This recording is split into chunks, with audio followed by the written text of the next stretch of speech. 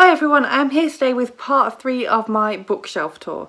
This shelf comprises of all my classics, and I've forgotten to show what each shelf looks like before each of these videos, so I'm about to insert a clip of bookshelf 1, bookshelf 2 and then bookshelf 3, which is the one we are doing today because, yeah, I've missed that out of the other 2 previous videos and I feel like that's a little bit silly, and it'd be nice to know what the shelf looks like rather than just me holding up each book, I'm sure. So this is my classics shelf, as I said, and there's a lot of books on this. I'm going to try and not waffle on for too long because these videos are being a bit silly long. I've also got a few cute decorations on here that I'd like to show you. So first of all, I've got this cute little teddy bear, which I got from Cadbury World a couple of years ago, and I've got a matching one somewhere on one of my other shelves. Oh yeah, a couple of shelves below. So you'll see that one in an upcoming video, but yeah, I love these. They're just nice little things just to help fill the gaps. Also to help fill the gap, I have this little guy. I'm not very big on Star Wars, so I don't know his name. I've seen like one Star Wars. Is it even Star Wars? I'm probably about to get shot from any Star Wars fans, but yeah, this is Luke's. It came in one of his birthday cards and we thought it was too cute not to keep, and he'd like made it all up himself, so yeah. He just chills on my shelf. I also keep my colouring crayons on there for my colouring books. Not that I ever seem to do any colouring recently. And also my felt tip ones. And also this is my Gary Barlow mug, which is from his Since I Saw You Last tour. And then the final decoration on this shelf is this cute doggy, which a friend got me for Christmas, I want to say, a couple of years ago. It might have been birthday, but it was probably Christmas. I love this. This has a story to it as well. So we got really drunk one night and rather naughtily started stealing traffic cones. And I definitely had a traffic cone on my head at some point. So yeah, this is to remind us of that night. So on to the books. First of all, at the front of that shelf, I've just got a little stack because I'm kind of running out of space. And one of those on there is this play. This is A Doll's House by Henrik Ibsen, and I studied this at university and I just kept it because I hoard books. Then also in that same pile I've just got these two, which I've had for years, and I don't even know why I've kept them, but why the devil not? Never know when they might come in handy if the internet goes down at some point. Then I have my huge stack of Oxford World Classics. Again, any of these that I own I will have bought because of university, and I'd like to say I read them all, but I definitely didn't. I had a very love-hate relationship with many of these books. So this one is I can't speak today. Elizabeth Gaskell by Mary Barton. This is one that I definitely started reading and definitely didn't finish.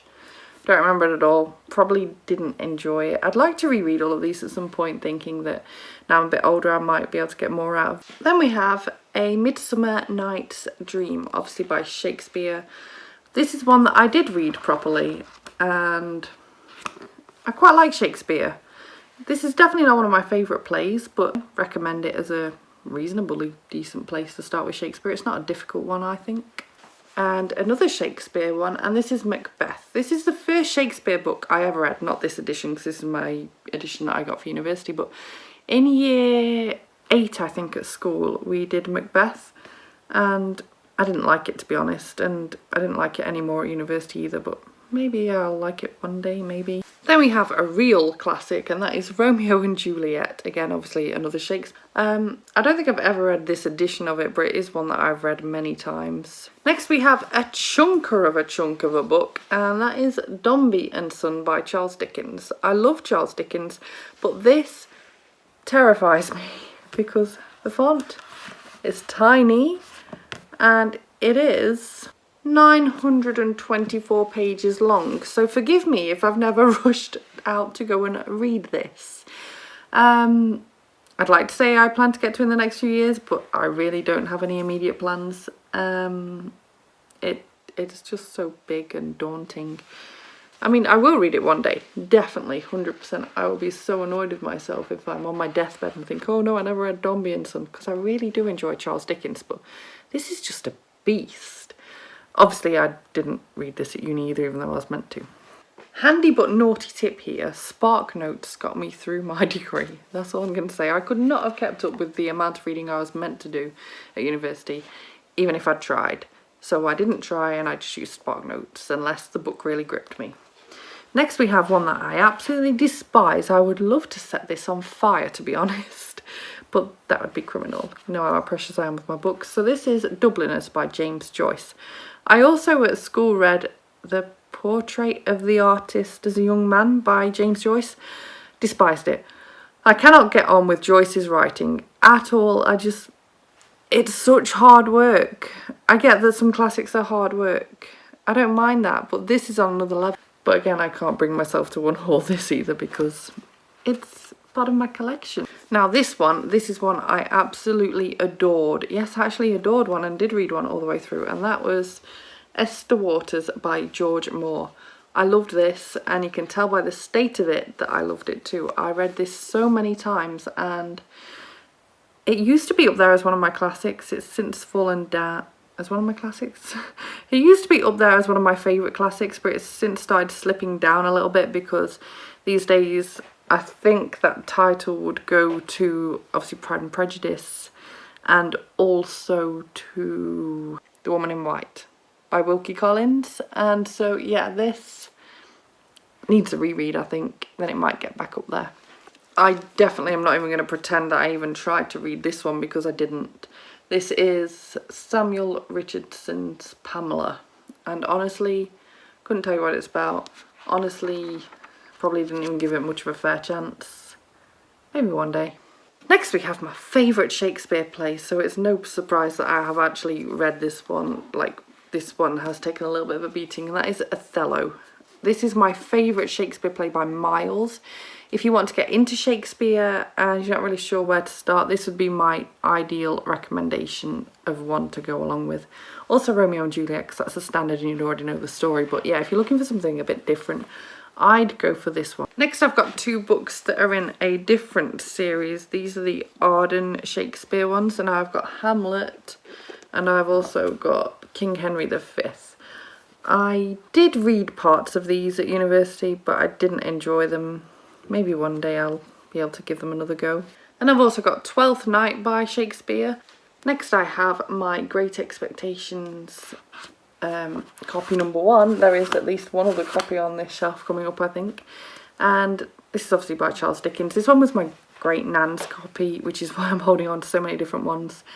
I feel like I need to keep this forever now, even if I end up with like 50 other copies, because this one's precious to me. Next we have King Lear, again by Shakespeare. So the next two books are all part of the Norton Critical Editions. This one is Melville's short stories, and I don't think we even had to read all of these. Can't remember which one it was that we did read. Don't remember much about it, don't remember sort of feeling much about it either way, so it's probably just okay. Then we have Orinoco by Aphra Behn, and I think I remember liking this one actually. I know I didn't read all of this one though. This is Moll Flanders by Daniel Defoe. Really didn't like this. I thought I would, because naively I thought, oh, this is a really cute edition. It's all purple. It's got a fun cover on it. You know, the premise sounds interesting, but I just don't really get on with Daniel Defoe's writing. I'd like to give this another go sometime, but he's really not my cup of tea. I didn't give this a fair go because beforehand I'd already read a fair chunk of Robinson Crusoe, again by him, and I despise this so much. Again, I thought I'd like this because when I was younger there was a cartoon show about Robinson Crusoe and it was fun, and so I was already familiar with the story, but this drags horrendously. I wouldn't make my worst enemy sit and read this. So Luke's just got in, so excuse any background noise because I'm just going to carry on. So we've got Nathaniel Hawthorne's Tales, edited by James Mackintosh. I don't know which ones of these we've read and which we didn't. I don't remember this one at all. Next I've got a couple of plays, and two of them are in the Faber and Faber editions, then one is a Penguin one. So I've got Harold Pinter's The Birthday Party. Yeah, I remember quite liking that one. Then I've got Waiting for Godot by Samuel Beckett. Oh my lord, I hated this. This is another one that I would love to just set on fire. Nothing happens the entire play. Nothing. They just spend all their time waiting for Godot. And I get that's the point, but it's the most boring thing you could ever imagine. Then we have Death of a Salesman by Arthur Miller, and I really enjoyed this one too from what I can remember. Now we're on to my Penguin classics. So at university I studied English literature with philosophy, so I've got a lot of philosophy books in this section, and this one is Plato's The Symposium. I've also got a book that I really don't like, Wuthering Heights by Emily Bronte. I gave this a fair go and then I gave up on it. I'd like to give it another go sometime because it's one of the few books that Luke has actually read and enjoyed. He likes this one, so I should probably give it another go sometime. Then we have The Golden Ass by Apuleius. I remember bits of this one and actually quite enjoyed it from what I can remember. Then we have The Last Days of Socrates by Plato. We spent a lot of time on this, really enjoyed it. Then we have one that I creased the spine of. Don't know if you can see, yep. To deliberately make it look like I'd read this when I turned up to class, because I did not enjoy this at all. I didn't give it much of a fair chance, I know for a fact. But this is The Life and Opinions of Tristram Shandy Gentleman by Lawrence Stern. And literally all I remember about this is, look at those noses. We were talking about something to do with how the size of your nose represents certain other size of your body parts. I literally remember that being some sort of point in this book. Then we have one of my favourites, and that is Pride and Prejudice by Jane Austen. Absolutely adored this. Found it a little bit difficult to get into initially, just while I sort of adjusted to the writing, but once I did, I thought this was fantastic. I can't wait to read more Jane Austen because I really enjoyed her writing. Then we have Plato, The Republic. This is another one that we spent a lot of time on, but I don't really remember so much of this one. Then we have The House of Mirth by Edith Wharton. Remember reading this one quite a bit. I think I did read all of it. I didn't like it all that much though. Then we have The Theban Plays by Sophocles. And the final one of these editions is Joseph Andrews and Shamala by Henry Fielding, and I don't think I even gave this a chance, to be honest. It doesn't even seem touched. Next I've got some more modern classics, and this one is Metamorphosis and Other Stories by Franz Kafka. I really enjoyed Metamorphosis. It's really messed up though. And then we have 1984 by George Orwell, which I enjoyed that much. I actually did my dissertation on this book. Then I've got 3 very old hardbacks, all of the same sort of series. I'm not sure how old these even are. Let's see if I can see anywhere. But these are Regent classics. Very old though. So I've got Jane Eyre by Charlotte Bronte, Heidi by Joanna Spyri, and of course Lewis Carroll's Alice in Wonderland and Through the Looking Glass.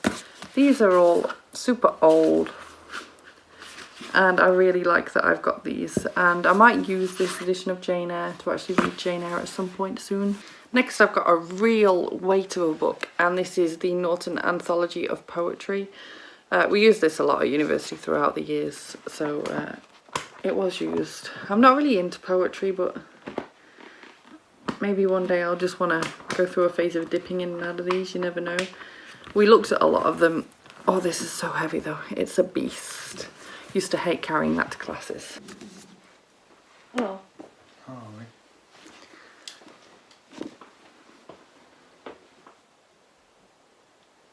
Next we've got Sister Carrie by Theodore Dreiser.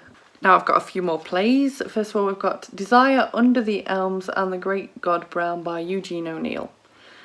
I literally couldn't tell you what this is about. Then we have The Good Person of Segwan.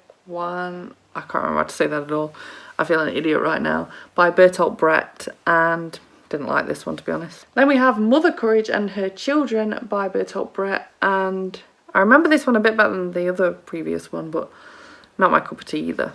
Then we have Top Girls by Carol Churchill, and I feel like I enjoyed this one. I don't remember it though.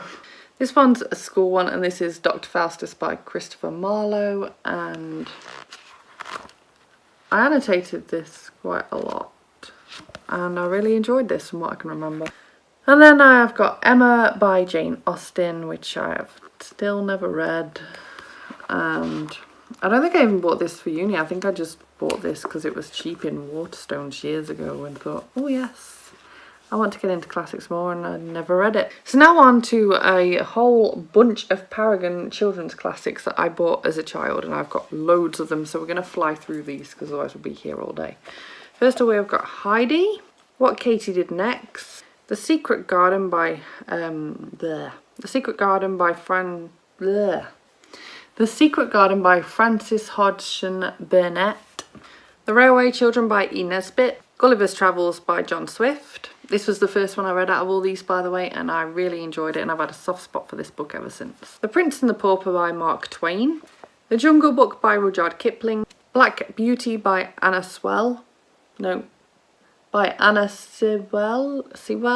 Aladdin and Other Stories, The Arabian Nights, A Christmas Carol by Charles Dickens, Pinocchio by Carlo Collodi, The Happy Prince and Other Stories by Oscar Wilde, Tom Brown's School Days by Thomas Hughes, Anne of Green Gables by L.M. Montgomery, Huckleberry Finn by Mark Twain, Alice in Wonderland and Through the Looking Glass by Lewis Carroll, The Wizard of Oz by L. Frank Baum. This is another one that I read relatively early on, so again, we'll always have a soft spot for. The Wind in the Willows by Kenneth Grahame, Fairy Tales by Hans Christian Andersen, Peter Pan by J.M. Barrie, Little Women by Louisa M. Alcott, Around the World in 80 Days by Jules Verne, The Adventures of Tom Sawyer by Mark Twain, A Little Princess by Frances Hodgson Burnett, Treasure Island by Robert Louis Stevenson, and Rip Van Winkle by Washington Irving.